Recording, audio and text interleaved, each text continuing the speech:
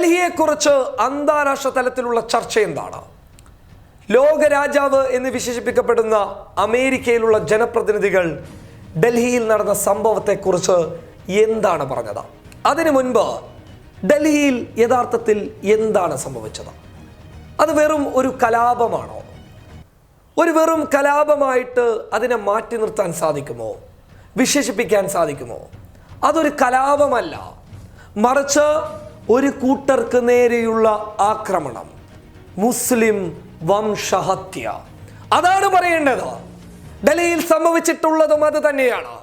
മുസ്ലിങ്ങളെ തേടി പിടിച്ചുകൊണ്ടുള്ള ആക്രമണ പരമ്പര തന്നെയാണ് ഡൽഹിയിൽ അരങ്ങേറിയിട്ടുള്ളത്. അത് തുറന്നു പറയാൻ കെജ്രിവാൾ തയ്യാറായിട്ടില്ല. അത് തുറന്നു പറയാൻ ഇന്ത്യയിലെ രാഷ്ട്രീയ നേതാക്കന്മാരിൽ ഒരാൾ പോലും തയ്യാറായിട്ടില്ല. പക്ഷേ അമേരിക്കയിൽ നിന്ന് ചിലർ അതിന് തയ്യാറായി.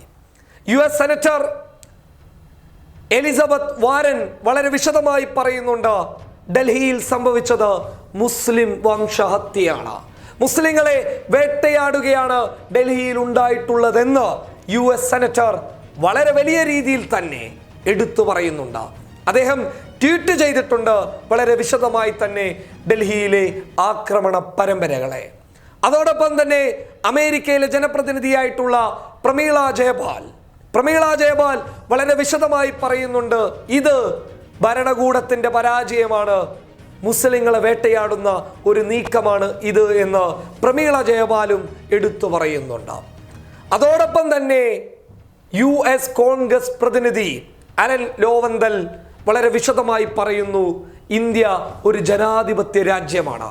അവിടെ ഇതുപോലെയുള്ള സംഭവങ്ങൾ നടക്കുമ്പോൾ, വർഗീയ ധ്രുവീകരണം പോലെയുള്ള സംഭവ വികാസങ്ങൾ നടക്കുമ്പോൾ അത് ഞങ്ങളെ ഭയപ്പെടുത്തുന്നുണ്ട്. അങ്ങനെയാണ് ഈ 3 ജനപ്രതിനിധികൾ ഇന്ത്യയുടെ ഡൽഹിയിലെ ഈ കലാപത്തെക്കുറിച്ച് പറഞ്ഞത്. വെറും കലാപമെന്നല്ല അവർ വിശേഷിപ്പിച്ചത്, മറിച്ച് മുസ്ലിം വംശഹത്യ എന്നുള്ള ഒരു വലിയ കാര്യം അവരുടെ ട്വീറ്റുകളിലൂടെ അവർ വിളിച്ചു പറയാൻ തയ്യാറായി. പക്ഷേ ഇന്ത്യയിലെ ഒരാളും തയ്യാറായിട്ടില്ല. ഇപ്പോഴും പറയുന്നുള്ളത് 2 കൂട്ടർ തമ്മിലുള്ള ആക്രമണം എന്നുള്ളതാണ്. ജാഫറാബാദിലെ നിരപരാധികളായിട്ടുള്ള സ്ത്രീകൾക്ക് നേരെ കല്ലെറിയുന്നു. മോജ്പൂരിലും ചാന്ദ്ബാഗിലും അതുപോലെ തന്നെ ഡൽഹിയിലെ വടക്ക് കിഴക്കൻ മേഖലകളിൽ കടന്നുകയറിയിട്ട് കൂട്ടമായി ചെന്നിട്ട് മുസ്ലിങ്ങളുടെ വീടുകൾ ആക്രമിക്കുന്നു, മുസ്ലിങ്ങളുടെ വ്യാപാര സ്ഥാപനങ്ങൾ ആക്രമിക്കുന്നു, മുസ്ലിങ്ങളുടെ വാഹനങ്ങൾ ആക്രമിക്കുന്നു, മുസ്ലിങ്ങളെ ആക്രമിക്കുന്നു. അപ്പോൾ ഇതെന്താണ് ആക്ച്വലി? ഇതെന്താണ് യാഥാർത്ഥ്യത്തിൽ ഇതിനെ പറയേണ്ടത്? ഇത് എടുത്തു പറഞ്ഞു കഴിഞ്ഞാൽ പക്വമായ ഒരു മുസ്ലിം വിരോധമാണ്, മുസ്ലിം വംശഹത്യ തന്നെയാണ്. അമേരിക്കയിലെ പ്രതിനിധികൾ പോലും ഇന്ത്യയുടെ ജനാധിപത്യ വ്യവസ്ഥകളെ ചോദ്യം ചെയ്തുകൊണ്ട് രംഗത്ത് വരുന്നു എന്ന് പറയുന്നത് വല്ലാത്തൊരു ഭീകരമായ ഒരു അന്തരീക്ഷമാണ്. അതിൽ ഒരു ജനപ്രതിനിധി വളരെ വിശദമായി പറയുന്നുണ്ട്, ഇന്ത്യയും അമേരിക്കയും ലോകത്തെ ജനാധിപത്യ രാജ്യങ്ങളാണ്, ഇന്ത്യയുമായി ഒരുപാട് സൗഹൃദം ഞങ്ങൾ വെക്കുന്നുണ്ട്. പക്ഷേ ഇതുപോലെയുള്ള സംഭവ വികാസങ്ങൾ നടക്കുമ്പോൾ ഇന്ത്യയോടുള്ള എല്ലാ കൂറും ഞങ്ങൾക്ക് നഷ്ടപ്പെട്ടു പോകുന്നുണ്ട്. കാരണം ഒരു വിഭാഗത്തെ മാത്രം എങ്ങനെയാണ് നിങ്ങൾക്ക് വേട്ടയാടാൻ പറ്റുന്നത് എന്നുള്ള ചോദ്യങ്ങളാണ് അമേരിക്കയിൽ നിന്ന് ഉയർന്നു വരുന്നുള്ളത്.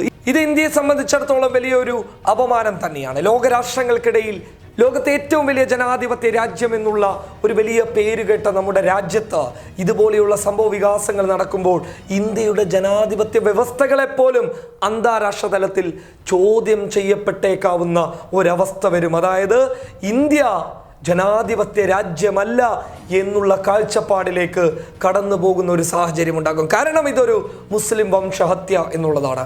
ഇന്ത്യയിലെ രാഷ്ട്രീയ പാർട്ടി നേതാക്കന്മാർ വിളിച്ചു പറയാൻ തയ്യാറാവാത്ത ആ സത്യം വിളിച്ചു പറഞ്ഞ അമേരിക്കയിലെ ജനപ്രതിനിധികൾക്ക് ഒരു ബിഗ് സല്യൂട്ട് കൊടുക്കാം. News desk public Kerala.